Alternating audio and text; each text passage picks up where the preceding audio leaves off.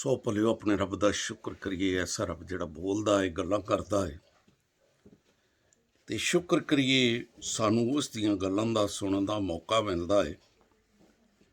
ते उस दियां गल्लां वास्ते रोमा दे लोग कुछ तरसदे पए सी।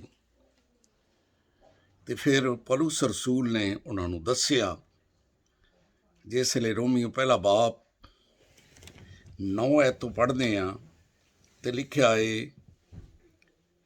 खुदा जिहदी मैं इबादत करना वा अपनी रूह नाल उस दे बेटे दी खुशखबरी दिंदा वां।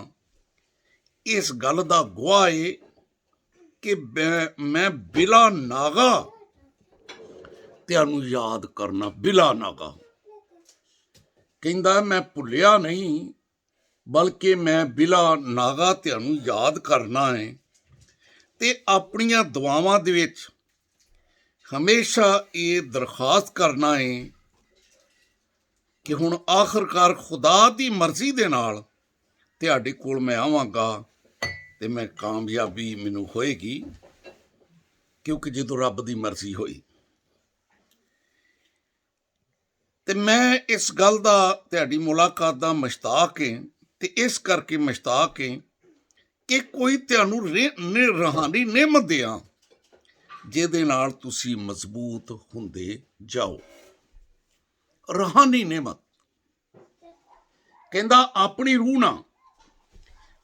रूह ना मैं जिस खुदा दी इबादत करना उसनूं गवाह करके तुहानूं याद करना है कि मैं बिला नागा तुहानूं याद करना है।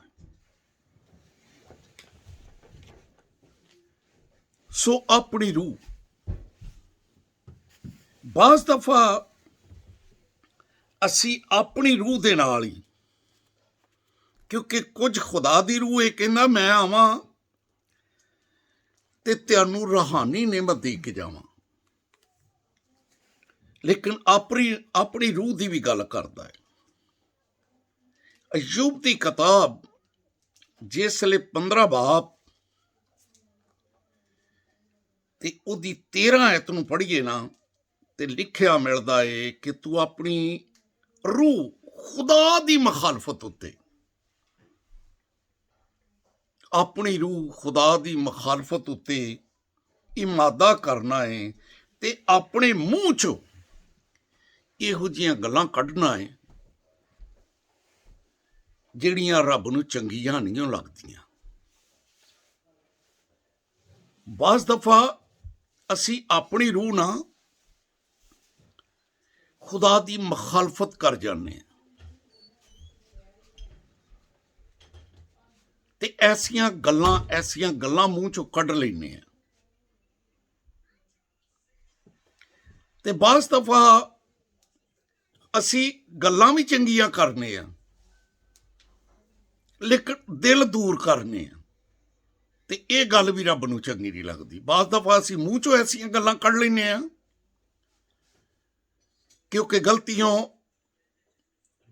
जिसले 6 बाप ते 7 ऐत नूं पढ़ीए ते उत्थे लिखिया मिलदा है, फरेब ना खाओ, खुदा ठट्ठियां च उड़ाया नहीं हो जांदा। फरेब ना खाओ, खुदा ठट्ठियां च उड़ाया नहीं हो जांदा। ते जो कुछ तू बोन डिया वां फिर ओह कुछ कट्टना ही। अगर जिस्म लई बोन डिया है ते फिर हलाक दी फसल कटेगा, ते अगर रूह लई बोन डिया ते फिर हमेशा दी जिंदगी दी फसल कटेगा। बाज़ दफा असी मूँह चो इहो जिहियां गल्लां कड्ढनियां ते ठट्ठे उड़ा जाने खुदा दी। हालांकि लिखिया कि खुदा ठट्ठियां च उड़ाया नहीं हो जाता। मैं कल परसों देखण डिया सी, 2 बंदियां दे अगे पेशी होई है ते बंदे ठीक ठाक बंदे ने जिहड़े खुदावंद यसू मसीह नूं छड्ड सकदे सी, पर ਉਹਨਾਂ ਛੱਡਿਆ ਨਹੀਂ, ਬਲਕਿ ਮਜ਼ਾਕਾਂ 'ਚ ਆਪਣਾ ਇਖਤਿਆਰ ਨਹੀਂ ਵਰਤਿਆ। ਲੂਕਾ ਦੀ ਅੰਜੀਲ ਦੇ ਵਿੱਚ ਜਿਸ ਵੇਲੇ ਅਸੀਂ ਪੜ੍ਹਦੇ ਹਾਂ, ਪਲਾਤੂਸ ਨੇ ਹਾਲਾਂਕਿ ਦੇਖ ਪਰਖ ਕੇ ਤੇ ਉਹਨਾਂ ਨੂੰ ਕਹਿਣ ਵੀ ਡਿਆ ਏ ਕਿ ਮੈਂ ਇਹਦੇ 'ਚ ਕੋਈ ਗੁਨਾਹ ਨਹੀਂ ਪਾਉਂਦਾ, ਇਹ 'ਚ ਤਾਂ ਕੋਈ ਕਸੂਰ ਹੀ ਨਹੀਂਗਾ ਕਿ ਇਹ ਸਲੀਬ ਦਿੱਤਾ ਜਾਵੇ, ਮਸਲੂਬ ਕਰ ਦਿੱਤਾ ਜਾਵੇ। ਪਰ ਫਿਰ ਉਹਨੂੰ ਜਦੋਂ ਪਤਾ ਲੱਗਾ ਕਿ ਹੈਰੋਦੀਸ ਯਰੂਸ਼ਲਮ ਦੇ ਵਿੱਚ ਤੇ ਕਹਿੰਦਾ ਕਿਉਂ ਨਾ ਹੋਏ, ਮੈਂ ਹੈਰੋਦੀਸ ਕੋ ਭੇਜ ਦੇਣਾ ਹੈ ਫੈਸਲਾ। ਹਾਲਾਂਕਿ ਛੱਡ ਸਕਦਾ ਸੀ, ਕਿਉਂਕਿ ਜਦੋਂ ਹਾਕਮ ਇੱਕ ਕਸੂਰ ਹੀ ਨਹੀਂ ਉਹ 'ਚ ਪਾਉਣ ਡਿਆ, ਹੈਰੋਦੀਸ ਕੋ ਭੇਜ ਦਿੱਤਾ ਏ। ਲੂਕਾ 23 ਬਾਬ ਉਹਦੀ 11 ਆਇਤ ਨੂੰ ਪੜ੍ਹਨੇ ਆ। ਤੇ ਹੈਰੋਦੀਸ ਨੇ ਆਪਣੇ ਸਿਪਾਹੀਆਂ ਸਮੇਤ ਉਹਨੂੰ ਜ਼ਲੀਲ ਕੀਤਾ ਤੇ ਠੱਠਿਆਂ ਚੜਾਇਆ ਤੇ ਚਮਕਦਾਰ ਪੋਸ਼ਾਕ ਪਵਾ ਕੇ ਫਿਰ ਉਹਨੂੰ ਪਿਲਾਤੂਸ ਦੇ ਕੋਲ ਵਾਪਸ ਭੇਜ ਦਿੱਤਾ। ਤੇ ਫਿਰ ਇਸ ਤਰ੍ਹਾਂ ਕਰਨਾ ਜਿਹੜੀ ਉਹਨਾਂ ਦੀ ਦੁਸ਼ਮਣੀ ਸੀਗੀ ਉਹ ਦੋਸਤੀ ਵਿੱਚ ਬਦਲ ਗਈ ਤੇ ਫੈਸਲਾ ਦੋਨੇ ਹੀ ਨਾ ਕਰ ਸਕੇ।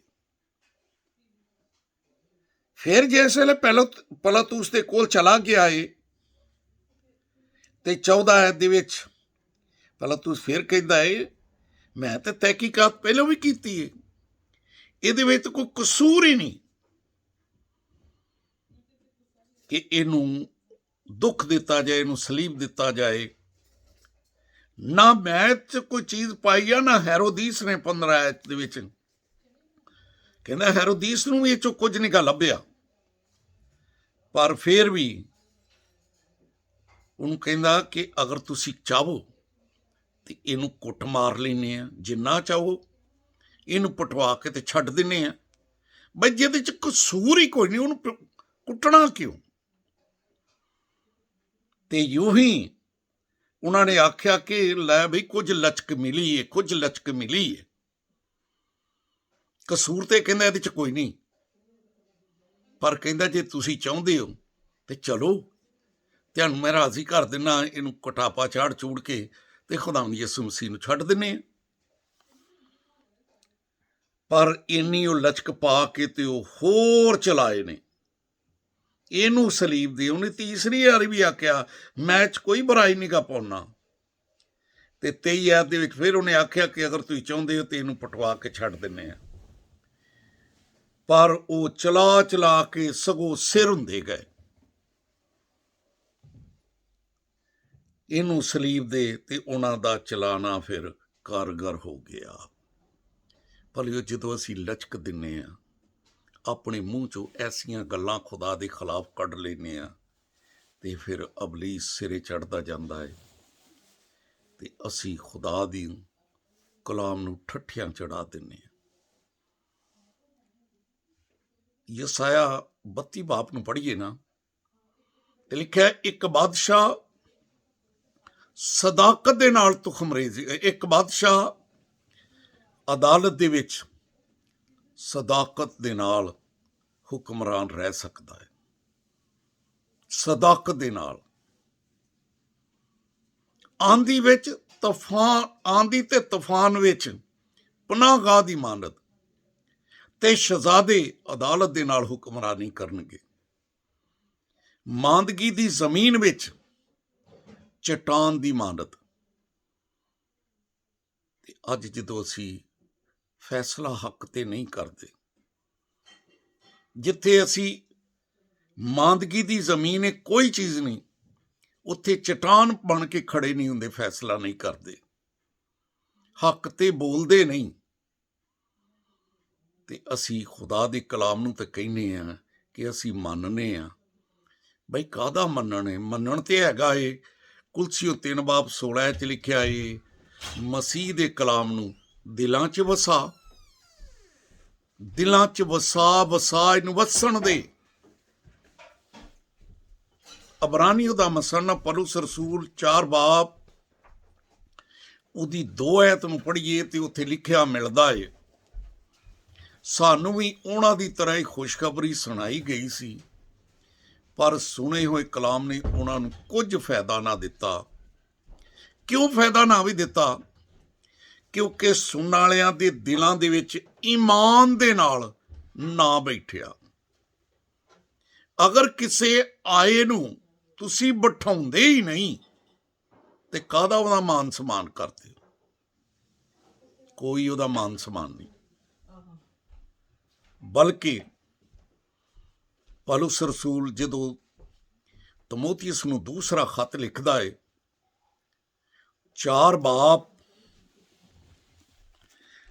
ਬਾਬ ਤੇ ਉਹਦੀ ਦੂਸਰੀ ਐਤ ਦੇ ਵਿੱਚ ਉਹਨੂੰ ਬੜੀ ਇੱਕ ਗੱਲ ਦੱਸਦਾ ਹੈ। ਦੂਸਰਾ ਤਮੋਥੀਉਸ ਉਸਦਾ 4 ਬਾਬ ਤੇ ਜਿਸ ਵੇਲੇ ਦੂਸਰੀ ਐਤ ਨੂੰ ਪੜ੍ਹਦੇ ਆ ਤੇ ਕਹਿੰਦਾ ਹੈ ਕਿ ਤੂੰ ਕਲਾਮ ਦੀ ਮਨਾਦੀ ਕਰ, ਤੂੰ ਕਲਾਮ ਦੀ ਮਨਾਦੀ ਕਰ ਤੇ ਵਕਤ ਬੇਵਕਤ ਮੁਸਤਦ ਰਹਿ, ਹਰ ਤਰ੍ਹਾਂ ਤਹਮਲ ਨਾ, ਤਲੀਮ ਨਾ, ਮਲਾਮਤ ਨਾ ਸਮਝਾ ਦਈ, ਮਲਾਮਤ ਤੇ ਨਸੀਹਤ ਕਰ ਦਵੀਂ। ਪਰ ਇਹੋ ਜਿਹਾ ਵੇਲਾ ਆਉਣ ਵਾਲਾ ਹੈ ਕਿ ਲੋਕਾਂ ਨੇ ਸਹੀ ਤਲੀਮ ਦੀ ਬਰਦਾਸ਼ਤ ਨਹੀਂ ਉਹ ਕਰਨੀ। ਅਸੀਂ ਬਿਠਾਉਣਾ ਕੀ ਬਈ? ਕਲਾਮ ਹੀ ਖੁਦਾ ਹੈ ਤੇ ਖੁਦਾ ਨੂੰ ਤੇ ਕਹਿੰਦੇ ਘਰ ਨਾ ਵੜ। ਬਲਕਿ ਮਕਾਸ਼ਫਾ ਦੀ ਕਿਤਾਬ ਉਸਦਾ 3 ਬਾਬ ਤੇ 20 ਐਤ ਨੂੰ ਪੜ੍ਹੀਏ ਤੇ ਉਹ ਬਾਹਰ ਦਸਤਖਤ ਦਈ ਆਉਂਦੇ ਆ ਤੇ ਅਸੀਂ ਖੋਲਦੇ ਹੀ ਨਹੀਂ। ਦੇਖ ਮੈਂ ਤੇਰੇ ਦਿਲ ਦੇ ਦਰਵਾਜ਼ੇ ਦੇ ਉੱਤੇ ਖੜਾ ਕੀ ਦੇਣਾ ਬਾਈ ਦਸਤਕ, ਤੇ ਅਸੀਂ ਖੋਲਦੇ ਹੀ ਨਹੀਂ ਬਈ, ਖੋਲਦੇ ਹੀ ਨਹੀਂ।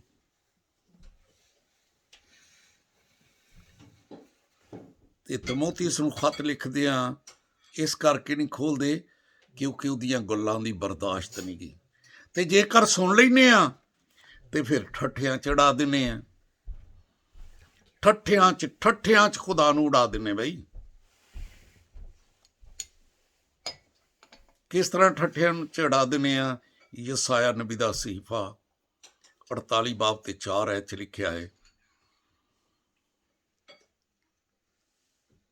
ਤੂੰ ਜਦੋਂ ਉਹਦੀ ਆਵਾਜ਼ ਨੂੰ ਸੁਣਨਾ ਹੈ ਤੇ ਤੂੰ ਹੋਰ ਜ਼ਿੱਦੀ ਹੋ ਜਾਣਾ, ਤੇ ਤੇਰਾ ਇਬਲੀਸ ਇਹ ਹਾਲ ਕਰਦਾ ਹੈ ਕਿ ਤੇਰੀ ਗਰਦਨ ਦੇ ਵਿੱਚ ਲੋਹੇ ਦਾ ਸਰੀਆ ਦੇ ਦਿੰਦਾ ਤੇ ਕਲਾਮ ਨੂੰ ਠੱਠਿਆਂ ਚੜਾ ਜਾਣਾ, ਕਲਾਮ ਦੀ ਬਰਦਾਸ਼ਤ ਨਹੀਂ ਕਰਦਾ। ਪਰ ਅੱਜ ਮੌਕਾ ਹੈ, ਇਹਨੂੰ ਦਿਲ 'ਚ ਬਿਠਾਈਏ। ਇਹ ਆ ਮਾਨ ਸਨਮਾਨ। ਅਸੀਂ ਤੇ ਆਪਣੇ ਹੋਂਠਾਂ ਤੋਂ ਔਰ ਨਹੀਂ ਯਾਰ, ਜਾਂ ਮੇਰੇ ਕੋਲ ਕੋਈ ਨਹੀਂ ਦੁਆ ਬੰਦਗੀ ਦਾ ਟਾਈਮ। ਪੌਲੁਸ ਰਸੂਲ ਕਹਿੰਦਾ ਏ ਰੋਮਾ ਦੇ ਲੋਕਾਂ ਨੂੰ, ਮੈਨੂੰ ਪਤਾ ਹੈ ਤੁਸੀਂ ਮੈਨੂੰ ਉਡੀਕਦੇ ਹੋ, ਮੈਂ ਆਪਣੀ ਰੂਹ ਦੇ ਨਾਲ ਜਿਹਦੀ ਮੈਂ ਇਬਾਦਤ ਕਰਨਾ ਹੈ, ਦੁਆਵਾਂ 'ਚ ਤੁਹਾਨੂੰ ਯਾਦ ਕਰਨਾ ਹੈ, ਤੇ ਮੈਂ ਆਵਾਂਗਾ ਤੇ ਤੁਹਾਨੂੰ ਕੋਈ ਰੂਹਾਨੀ ਨਿਅਮਤ ਦਿਆਂਗਾ ਤਾਂ ਕਿ ਤੁਸੀਂ ਹੋਰ ਮਜ਼ਬੂਤ ਹੁੰਦੇ ਜਾਵੋ। ਸੋ ਬਈ ਕਲਾਮ ਮਜ਼ਬੂਤ ਕਰਦਾ ਹੈ। ਕਲਾਮ ਨੂੰ ਦਿਲ 'ਚ ਜਗ੍ਹਾ ਦਈਏ, ਕਲਾਮ ਨੂੰ ਠੱਠਿਆਂ 'ਚ ਨਾ ਅੜਾਈਏ। ਤੇ ਇਮਾਲ ਦੀ ਕਿਤਾਬ 12 ਬਾਬ 21 ਐਤ ਤੋਂ 23 ਐਤ ਤੱਕ ਪੜ੍ਹੀਏ ਤੇ ਫਿਰ ਇਹੋ ਹੀ ਹੈਰੋਦੀਸ ਜਿਹਨੇ ਠੱਠਿਆਂ ਚੜਾਇਆ ਏ, ਇੱਕ ਦਿਨ ਸ਼ਾਹਾਨਾ ਲਿਬਾਸ ਪਹਿਨ ਕੇ ਤਖਤ ਤੇ ਬੈਠਾ ਏ ਤੇ ਐਡਾ ਬਾਰੂਬ ਤਰੀਕੇ ਨਾਲ ਬੋਲਣ ਲੱਗਾ ਕਿ ਸਾਰੇ ਲੋਕ ਕਹਿੰਦੇ ਆ ਉਹ ਇਹ ਤੇ ਖੁਦਾ ਦੀ ਆਵਾਜ਼ ਏ। ਤੇ ਫਿਰ ਫਰਿਸ਼ਤੇ ਨੇ ਉਹਨੂੰ ਮਾਰਿਆ ਏ ਤੇ ਉਹ ਕੀੜੇ ਪੈ ਕੇ ਮਰਿਆ, ਕੀੜੇ ਪੈ ਕੇ। ਆਓ ਖੁਦਾ ਨੇ ਠੱਠਿਆਂ 'ਚ ਨਾ ਅੜਾਈਏ, ਬਲਕਿ ਖੁਦਾ ਦੀ ਗੱਲ ਨੂੰ ਮੰਨੀਏ, ਚੰਗੇ ਰਹਿ ਜਾਂਗੇ। ਖੁਦਾ ਦਾ ਕਲਾਮ ਸਾਡੇ ਕਦਮਾਂ ਲਈ ਚਿਰਾਗ, ਰਾਹ ਲਈ ਰੋਸ਼ਨੀ ਹੈ। ਖੁਦਾ ਦਾ ਕਲਾਮ ਬਰਕਤ ਦਾ ਸਵਾਬ ਹੈ। ਖੁਦਾ ਦਾ ਕਲਾਮ ਸੋਨੇ ਨਾਲੋਂ ਮਹਿੰਗਾ, ਸ਼ਹਿਦ ਨਾਲੋਂ ਮਿੱਠਾ ਹੈ। ਇਹਨੂੰ ਆਪ ਹਾਸਲ ਕਰੀਏ, ਨਸਲਾਂ ਆਪਣੀਆਂ ਨੂੰ ਦਈਏ, ਕਿਉਂਕਿ ਇਸਤਿਸ਼ਨਾ ਦੀ ਕਿਤਾਬ ਜਿਸ ਲਈ ਅਸੀਂ ਖੁਦਾ ਦੇ ਕਲਾਮ 'ਚ 6 ਬਾਬ 4 ਐਤ ਤੋਂ ਪੜ੍ਹਨੇ ਆ ਤੇ ਉੱਥੇ ਆਖਿਆ, ਸੋਨਾ ਇਸਰਾਈਲ ਤੇਰਾ ਰੱਬ ਇੱਕੋ ਹੀ, ਆਪਣੇ ਰੱਬ ਨੂੰ ਪੂਰੇ ਦਿਲੋਂ ਜਾਨ ਤਾਕਤ ਨਾਲ ਪਿਆਰ ਕਰੀ। ਤੇ ਉਹ ਗੱਲਾਂ ਜਿਹੜੀਆਂ ਤੂੰ ਵੇਖ ਲਵੇਂ, ਤੇਰੇ ਦਿਲ ਤੇ ਨਕਸ਼ ਹੋ ਜਾਣ ਔਲਾਦ ਦੇ ਜ਼ੇਨ ਨਸ਼ੀਨ ਕਰਾਵੀਂ, ਘਰ ਬੈਠਿਆਂ ਰਾਹ ਚੱਲਦਿਆਂ ਲੇਟਦਿਆਂ ਉੱਠਦੇ ਵੇਲੇ ਇਹਨਾਂ ਦਾ ਜ਼ਿਕਰ ਕਰੀ। ਇਹ ਤੈਨੂੰ ਤੇ ਤੇਰੀ ਔਲਾਦ ਨੂੰ ਮਜ਼ਬੂਤ ਕਰਨਗੀਆਂ। ਸੋ ਖੁਦਾ ਤੈਨੂੰ ਬਰਕਤ ਦੇਵੇ। ਚੈਨਲ ਨੂੰ ਜ਼ਰੂਰ ਤੁਸੀਂ ਵੀ ਸ਼ੇਅਰ ਕਰਿਓ, ਇਹਨੂੰ ਸੁਣਿਓ ਕਲਾਮ ਨੂੰ, ਅਤੇ ਜਦੋਂ ਸੁਣ ਲੈਂਦੇ ਹੋ ਤੇ ਕਲਾਮ ਕਦਮਾਂ ਲਈ ਚਿਰਾਗ ਰਾਹ ਲਈ ਰੋਸ਼ਨੀ, ਇਹਨੂੰ ਸ਼ੇਅਰ ਕਰਿਓ, ਲਾਈਕ ਕਰਿਓ, ਬੈਲ ਦਾ ਬਟਨ ਦਬਾਇਓ ਤਾਂ ਕਿ ਖੁਦਾਵੰਦ ਦਾ ਕਲਾਮ ਤੁਹਾਡੇ ਤੱਕ ਪਹੁੰਚਦਾ ਰਹੇ।